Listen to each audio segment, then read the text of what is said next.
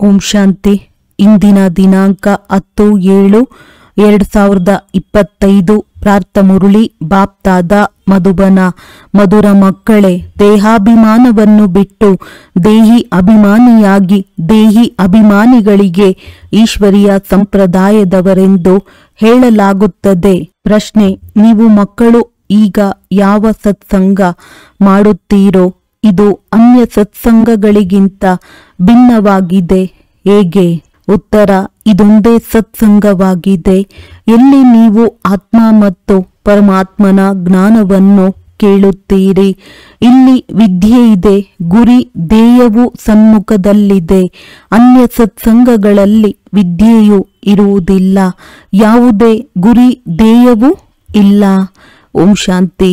ಆತ್ಮಿಕ ಮಕ್ಕಳ ಪ್ರತಿ ಆತ್ಮಿಕ ತಂದೆಯು ತಿಳಿಸುತ್ತಿದ್ದಾರೆ. ಆತ್ಮಿಕ ಮಕ್ಕಳು ಕೇಳುತ್ತಿದ್ದೀರಿ. ಮೊಟ್ಟಮೊದಲು ತಂದೆಯು ತಿಳಿಸುತ್ತಾರೆ, ಯಾವಾಗಲೇ ಇಲ್ಲಿ ಕುಳಿತುಕೊಳ್ಳುತ್ತೀರೆಂದರೆ ತಮ್ಮನ್ನು ಆತ್ಮನೆಂದು ತಿಳಿದು ಕುಳಿತುಕೊಳ್ಳಿ. ದೇಹವೆಂದು ತಿಳಿಯಬೇಡಿ. ದೇಹಾಭಿಮಾನಿಗಳನ್ನು ಆಸುರಿ ಸಂಪ್ರದಾಯದವರೆಂದು ಹೇಳಲಾಗುತ್ತದೆ. ದೇಹಿ ಅಭಿಮಾನಿಗಳಿಗೆ ಈಶ್ವರೀಯ ಸಂಪ್ರದಾಯದವರೆಂದು ಹೇಳಲಾಗುತ್ತದೆ. ಈಶ್ವರನಿಗಂತೂ ದೇಹವಿಲ್ಲ. ಅವರು ಸದಾ ಆತ್ಮಾಭಿಮಾನಿಯಾಗಿ ಇರುತ್ತಾರೆ. ಅವರು ಶ್ರೇಷ್ಠ ಆತ್ಮ, ಎಲ್ಲ ಆತ್ಮಗಳ ತಂದೆಯಾಗಿದ್ದಾರೆ. ಪರಮ ಆತ್ಮ ಅರ್ಥಾತ್ ಶ್ರೇಷ್ಠಾತಿ ಶ್ರೇಷ್ಠ. ಮನುಷ್ಯರು ಶ್ರೇಷ್ಠಾತಿ ಶ್ರೇಷ್ಠ ಭಗವಂತನೆಂದು ಹೇಳಿದಾಗ ಬುದ್ಧಿಯಲ್ಲಿ ಅವರು ನಿರಾಕಾರ ಬಿಂದು ರೂಪವೆಂದು ಬುದ್ಧಿಯಲ್ಲಿ ಬರುತ್ತದೆ. ನಿರಾಕಾರ ಲಿಂಗದ ಪೂಜೆಯು ನಡೆಯುತ್ತದೆ.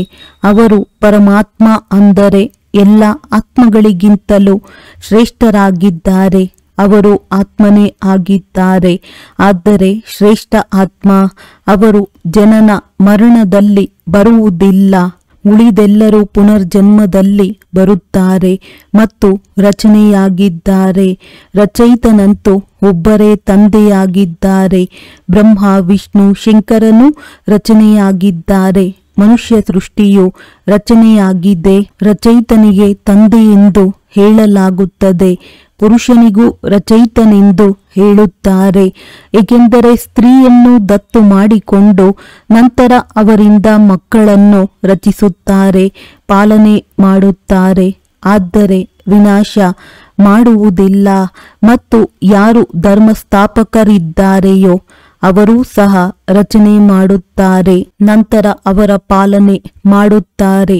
ಯಾರು ವಿನಾಶವನ್ನು ಮಾಡುವುದಿಲ್ಲ. ಬೇಅದ್ದಿನ ತಂದೆ ಯಾರಿಗೆ ಪರಮ ಆತ್ಮನೆಂದು ಹೇಳಲಾಗುತ್ತದೆ.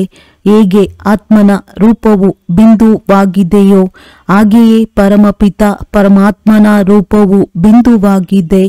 ಆದರೆ ಇಷ್ಟು ದೊಡ್ಡ ಲಿಂಗದ ರೂಪದಲ್ಲಿ ಮಾಡುವುದು ಭಕ್ತಿ ಮಾರ್ಗದಲ್ಲಿ ಪೂಜೆಯ ಕಾರಣ. ಬಿಂದುವಿನ ಪೂಜೆ ಮಾಡಲು ಆಗುವುದಿಲ್ಲ. ಭಾರತದಲ್ಲಿ ರುದ್ರ ಯಜ್ಞವನ್ನು ರಚಿಸಿದಾಗ ಮಣ್ಣಿನ ಶಿವಲಿಂಗ ಮತ್ತು ಸಾಲಿಗ್ರಾಮಗಳನ್ನು ಮಾಡಿ ಪೂಜೆ ಮಾಡುತ್ತಾರೆ. ಅದಕ್ಕೆ ರುದ್ರ ಯಜ್ಞವೆಂದು ಹೇಳಲಾಗುತ್ತದೆ. ವಾಸ್ತವದಲ್ಲಿ ಮೂಲ ಹೆಸರು ರಾಜಸ್ವ, ಅಶ್ವಮೇಧ, ಅವಿನಾಶಿ, ರುದ್ರ, ಗೀತಜ್ಞಾನ ಯಜ್ಞವೆಂದಾಗಿದೆ. ಇದನ್ನು ಶಾಸ್ತ್ರಗಳಲ್ಲಿಯೂ ಬರೆಯಲಾಗಿದೆ. ಈಗ ತಂದೆಯು ಮಕ್ಕಳಿಗೆ ತಿಳಿಸುತ್ತಾರೆ, ತಮ್ಮನ್ನು ಆತ್ಮನೆಂದು ತಿಳಿದುಕೊಳ್ಳಿ. ಉಳಿದ ಯಾವುದೇ ಸತ್ಸಂಗಗಳಲ್ಲಿ ಆತ್ಮ ಪರಮಾತ್ಮನ ಜ್ಞಾನವು ಯಾರಲ್ಲಿಯೂ ಇಲ್ಲ, ಕೊಡುವುದಕ್ಕೆ ಸಾಧ್ಯವೂ ಇಲ್ಲ. ಅಲ್ಲಂತೂ ಯಾವುದೇ ಗುರಿ ಧ್ಯೇಯವಿರುವುದಿಲ್ಲ. ನೀವು ಮಕ್ಕಳಂತೂ ಈಗ ವಿದ್ಯೆಯನ್ನು ಓದಿಸುತ್ತಿದ್ದೀರಿ. ನಿಮಗೆ ತಿಳಿದಿದೆ, ಆತ್ಮವು ಶರೀರದಲ್ಲಿ ಪ್ರವೇಶ ಮಾಡುತ್ತದೆ. ಆತ್ಮವು ಅವಿನಾಶಿ, ಶರೀರವು ವಿನಾಶಿಯಾಗಿದೆ. ಶರೀರದ ಮೂಲಕ ಪಾತ್ರವನ್ನಭಿನಯಿಸುತ್ತದೆ. ಆತ್ಮವು ಅಶರೀರಿಯಲ್ಲವೇ? ಅಶರೀರಿಯಾಗಿ ಬಂದಿದ್ದೇವೆ, ಅಶರೀರಿಯಾಗಿ ಹೋಗಬೇಕೆಂದು ಹೇಳುತ್ತಾರೆ. ಶರೀರ ಧಾರಣೆ ಮಾಡಿದ್ದಾರೆ, ಮತ್ತೆ ಶರೀರವನ್ನು ಬಿಟ್ಟು ಅಶರೀರಿಯಾಗಿ ಹೋಗಬೇಕಾಗಿದೆ. ಇದನ್ನು ತಂದೆಯು ನೀವು ಮಕ್ಕಳಿಗೆ ತಿಳಿಸುತ್ತಾರೆ. ಇದು ಸಹ ಮಕ್ಕಳಿಗೆ ಗೊತ್ತಿದೆ. ಭಾರತದಲ್ಲಿ ಸತ್ಯಯುಗವಿದ್ದಾಗ ದೇವಿ ದೇವತೆಗಳ ರಾಜ್ಯವಿತ್ತು, ಒಂದೇ ಧರ್ಮವಿತ್ತು. ಇದನ್ನು ಭಾರತವಾಸಿಗಳೇ ತಿಳಿದುಕೊಂಡಿಲ್ಲ. ಯಾರು ತಂದೆಯನ್ನು ತಿಳಿದುಕೊಂಡಿಲ್ಲವೋ ಅವರು ಏನನ್ನೂ ತಿಳಿದುಕೊಂಡಿಲ್ಲ. ನಾವು ರಚಯಿತ ಮತ್ತು ರಚನೆಯನ್ನು ತಿಳಿದುಕೊಂಡಿಲ್ಲವೆಂದು ಪ್ರಾಚೀನ ಋಷಿ ಮುನಿಗಳು ಸಹ ಹೇಳುತ್ತಿದ್ದರು. ರಚಯಿತನು ಬೇಅದ್ದಿನ ತಂದೆಯಾಗಿದ್ದಾರೆ. ಅವರೇ ರಚನೆಯ ಆದಿ ಮಧ್ಯ ಅಂತ್ಯವನ್ನು ತಿಳಿದುಕೊಂಡಿದ್ದಾರೆ. ಆರಂಭಕ್ಕೆ ಆದಿ ಎಂದು, ನಡುವಿನ ಸಮಯವನ್ನು ಮಧ್ಯವೆಂದು ಹೇಳಲಾಗುತ್ತದೆ. ಆದಿಯು ಸತ್ಯಯುಗವಾಗಿದೆ, ಅದಕ್ಕೆ ದಿನವೆಂದು ಹೇಳಲಾಗುತ್ತದೆ. ನಂತರ ಮಧ್ಯದಿಂದ ಅಂತ್ಯದವರೆಗೆ ರಾತ್ರಿಯಾಗಿದೆ. ದಿನವು ಸತ್ಯ ತ್ರೇತ ಯುಗವಾಗಿದೆ. ಸ್ವರ್ಗವು ಪ್ರಪಂಚದ ಅದ್ಭುತವಾಗಿದೆ. ಭಾರತವೇ ಸ್ವರ್ಗವಾಗಿತ್ತು. ಅಲ್ಲಿ ಲಕ್ಷ್ಮೀ ನಾರಾಯಣರು ರಾಜ್ಯ ಮಾಡುತ್ತಿದ್ದರು. ಇದನ್ನು ಭಾರತವಾಸಿಗಳೇ ತಿಳಿದುಕೊಂಡಿಲ್ಲ. ಈಗ ತಂದೆಯು ಸ್ವರ್ಗದ ಸ್ಥಾಪನೆ ಮಾಡುತ್ತಾರೆ. ತಂದೆಯು ತಿಳಿಸುತ್ತಾರೆ, ನೀವು ತಮ್ಮನ್ನು ಆತ್ಮನೆಂದು ತಿಳಿಯಿರಿ. ನಾನು ಫಸ್ಟ್ ಕ್ಲಾಸ್ ಆತ್ಮನಾಗಿದ್ದೇನೆ. ಈ ಸಮಯದಲ್ಲಿ ಮನುಷ್ಯಾತ್ಮರೆಲ್ಲರೂ ದೇಹಾಭಿಮಾನಿಗಳಾಗಿದ್ದಾರೆ. ತಂದೆಯು ಆತ್ಮ ಅಭಿಮಾನಿಯನ್ನಾಗಿ ಮಾಡುತ್ತಾರೆ. ಆತ್ಮವೆಂದರೇನು ಎಂಬುದನ್ನು ಸಹ ತಂದೆಯು ತಿಳಿಸುತ್ತಾರೆ. ಮನುಷ್ಯರು ಏನನ್ನು ತಿಳಿದುಕೊಂಡಿಲ್ಲ. ಭ್ರುಕುಟಿಯ ಮಧ್ಯ ಹೊಳೆಯುವ ನಕ್ಷತ್ರವೆಂದು ಹೇಳುತ್ತಾರೆ. ಆದರೆ ಅದು ಹೇಗಿದೆ, ಅದರಲ್ಲಿ ಹೇಗೆ ಪಾತ್ರವು ಅಡಕವಾಗಿದೆ ಎಂಬುದೇನನ್ನೂ ತಿಳಿದುಕೊಂಡಿಲ್ಲ. ಈಗ ನಿಮಗೆ ತಂದೆಯು ತಿಳಿಸುತ್ತಾರೆ, ನೀವು ಭಾರತವಾಸಿಗಳು 84 ಜನ್ಮಗಳ ಪಾತ್ರವನ್ನು ಅಭಿನಯಿಸಬೇಕಾಗಿದೆ. ಭಾರತವೇ ಶ್ರೇಷ್ಠ ಖಂಡವಾಗಿದೆ. ಯಾರೆಲ್ಲ ಮನುಷ್ಯ ಮಾತ್ರರಿದ್ದಾರೆಯೋ ಅವರಿಗೆ ಇದು ತೀರ್ಥಸ್ಥಾನವಾಗಿದೆ. ಏಕೆಂದರೆ ಸರ್ವರ ಸದ್ಗತಿ ಮಾಡುವ ತಂದೆಯು ಇಲ್ಲಿಯೇ ಬರುತ್ತಾರೆ. ರಾವಣ ರಾಜ್ಯದಿಂದ ಮುಕ್ತಗೊಳಿಸಿ ಮಾರ್ಗದರ್ಶಕನಾಗಿ ಕರೆದುಕೊಂಡು ಹೋಗುತ್ತಾರೆ. ಮನುಷ್ಯರಂತೂ ಕೇವಲ ಹಾಗೆಯೇ ಹೇಳಿಬಿಡುತ್ತಾರೆ. ಅರ್ಥವೇನೂ ಗೊತ್ತಿಲ್ಲ. ಭಾರತದಲ್ಲಿ ಮೊದಲು ದೇವಿ ದೇವತೆಗಳಿದ್ದರು. ಅವರೇ ನಂತರ ಪುನರ್ಜನ್ಮವನ್ನು ತೆಗೆದುಕೊಳ್ಳಬೇಕಾಯಿತು. ಭಾರತವಾಸಿಗಳೇ ದೇವತಾ, ಕ್ಷತ್ರಿಯ, ವೈಶ್ಯ, ಶೂದ್ರನಾಗುತ್ತಾರೆ. ಪುನರ್ಜನ್ಮವನ್ನು ತೆಗೆದುಕೊಳ್ಳುತ್ತಾರಲ್ಲವೇ? ಈ ಜ್ಞಾನವನ್ನು ತಿಳಿದುಕೊಳ್ಳುವುದರಲ್ಲಿ 7 ದಿನಗಳು ಹಿಡಿಸುತ್ತದೆ. ಪತಿತ ಬುದ್ಧಿಯನ್ನು ಪಾವನ ಮಾಡಬೇಕಾಗಿದೆ.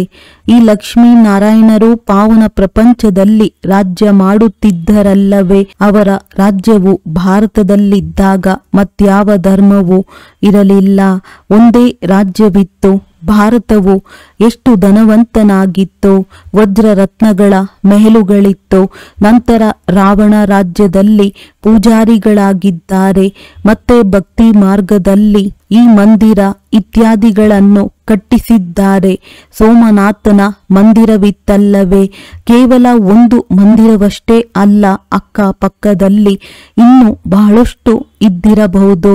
ಇಲ್ಲಿಯೂ ಸಹ ಶಿವನ ಮಂದಿರದಲ್ಲಿ ಇಷ್ಟು ವಜ್ರ ರತ್ನಗಳಿತ್ತು.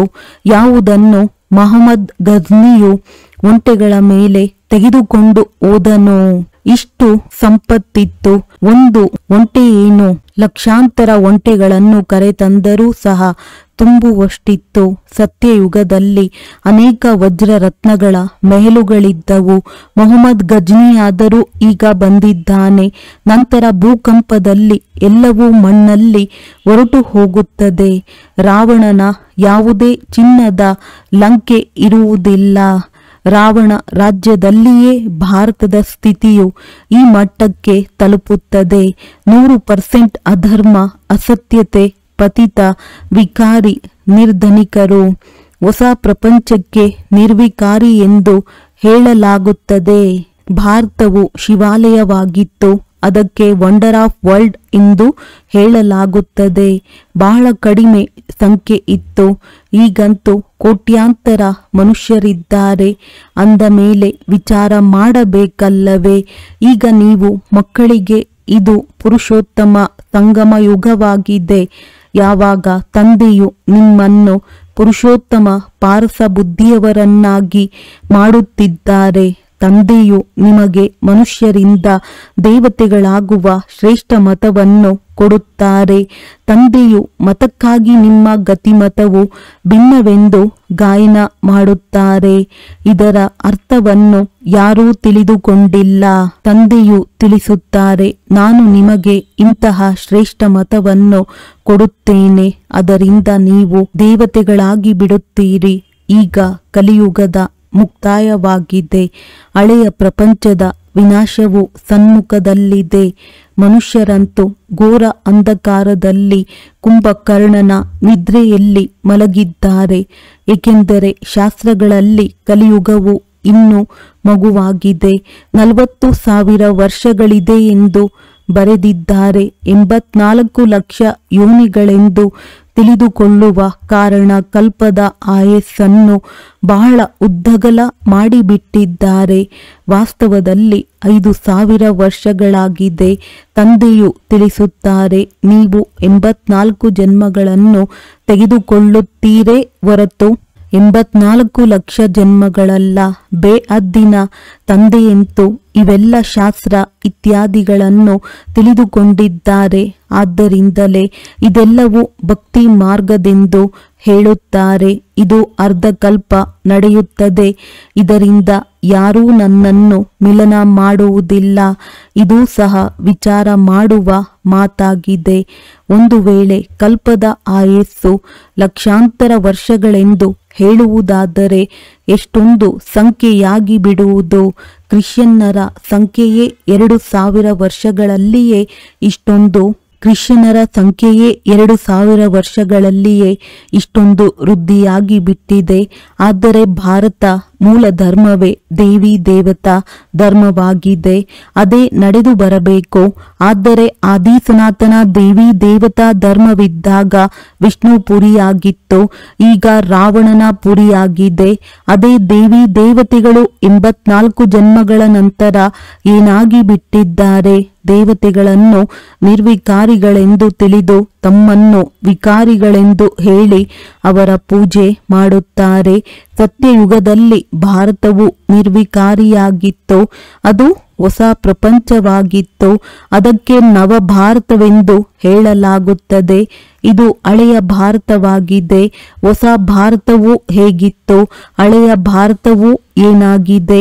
ಹೊಸ ಪ್ರಪಂಚದಲ್ಲಿ ಹೊಸ ಭಾರತವಾಗಿತ್ತು. ಈಗ ಹಳೆಯ ಪ್ರಪಂಚದಲ್ಲಿ ಭಾರತವು ಹಳೆಯದಾಗಿದೆ. ಭಾರತವೇ ಸ್ವರ್ಗವಾಗಿತ್ತು, ಈಗ ನರಕವಾಗಿದೆ. ಭಾರತವು ಬಹಳ ಧನವಂತನಾಗಿತ್ತು, ಈಗ ಅದೇ ಭಾರತವು ನಿರ್ಧನಿಕನಾಗಿ ಬಿಟ್ಟಿದೆ. ಎಲ್ಲರಿಂದ ಭಿಕ್ಷೆಯನ್ನು ಬೇಡುತ್ತಿದ್ದಾರೆ, ಪ್ರಜೆಗಳಿಂದಲೂ ಭಿಕ್ಷೆ ಬೇಡುತ್ತಾರೆ. ಇದು ತಿಳುವಳಿಕೆಯ ಮಾತಾಗಿದೆ. ಇಂದಿನ ದೇಹಾಭಿಮಾನಿ ಮನುಷ್ಯರಿಗೆ ಸ್ವಲ್ಪ ಹಣ ಸಿಕ್ಕಿದರೂ ನಾವು ಸ್ವರ್ಗದಲ್ಲಿ ಕುಳಿತಿದ್ದೇವೆಂದು ತಿಳಿಯುತ್ತಾರೆ. ಸುಖಧಾಮವನ್ನು ಸ್ವರ್ಗ ತಿಳಿದುಕೊಂಡೇ ಇಲ್ಲ, ಏಕೆಂದರೆ ಕಲ್ಲು ಬುದ್ಧಿಯವರಾಗಿದ್ದಾರೆ. ಈಗ ಅವರನ್ನು ಪಾರಸ ಬುದ್ಧಿಯವರನ್ನಾಗಿ ಮಾಡಲು 7 ದಿನಗಳ ಬಟ್ಟಿಯಲ್ಲಿ ಕುಳ್ಳರಿಸಿ. ಏಕೆಂದರೆ ಪತಿತರಲ್ಲವೇ? ಪತಿತರನ್ನು ಇಲ್ಲಿ ಕುಳ್ಳರಿಸುವಂತಿಲ್ಲ. ಪಾವನರೇ ಇಲ್ಲಿರಲು ಸಾಧ್ಯ, ಪತಿತರಿಗೆ ಅನುಮತಿ ಇಲ್ಲ. ನೀವೀಗ ಪುರುಷೋತ್ತಮ ಸಂಗಮ ಯುಗದಲ್ಲಿ ಕುಳಿತಿದ್ದೀರಿ. ನಿಮಗೆ ತಿಳಿದಿದೆ, ತಂದೆಯು ನಮ್ಮನ್ನು ಇಂತಹ ಪುರುಷೋತ್ತಮರನ್ನಾಗಿ ಮಾಡುತ್ತಾರೆ. ಇದು ಸತ್ಯವಾದ ಸತ್ಯನಾರಾಯಣನ ಕಥೆಯಾಗಿದೆ. ಸತ್ಯ ತಂದೆಯು ನಿಮಗೆ ನರನಿಂದ ನಾರಾಯಣನಾಗುವ ರಾಜಯೋಗವನ್ನು ಕಲಿಸುತ್ತಿದ್ದಾರೆ. ಜ್ಞಾನವು ಕೇವಲ ಒಬ್ಬ ತಂದೆಯ ಬಳಿ ಇದೆ. ಅವರನ್ನೇ ಜ್ಞಾನ ಸಾಗರನೆಂದು ಕರೆಯಲಾಗುತ್ತದೆ. ಶಾಂತಿಯ ಸಾಗರ, ಪವಿತ್ರತೆಯ ಸಾಗರ, ಇದೆಲ್ಲವೂ ಒಬ್ಬ ತಂದೆಯ ಮಹಿಮೆಯೇ ಆಗಿದೆ. ಮತ್ಯಾರ ಮಹಿಮೆಯೂ ಇರಲು ಸಾಧ್ಯವಿಲ್ಲ. ದೇವತೆಗಳ ಮಹಿಮೆಯೂ ಬೇರೆಯಾಗಿದೆ. ಪರಮಪಿತ ಪರಮಾತ್ಮ ಶಿವನ ಮಹಿಮೆಯೇ ಬೇರೆಯಾಗಿದೆ.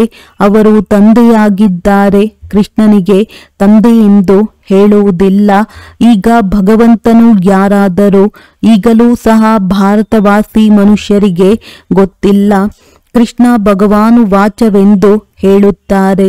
ಕೃಷ್ಣನಂತೂ ಪೂರ್ಣ 84 ಜನ್ಮಗಳನ್ನು ತೆಗೆದುಕೊಳ್ಳುತ್ತಾನೆ.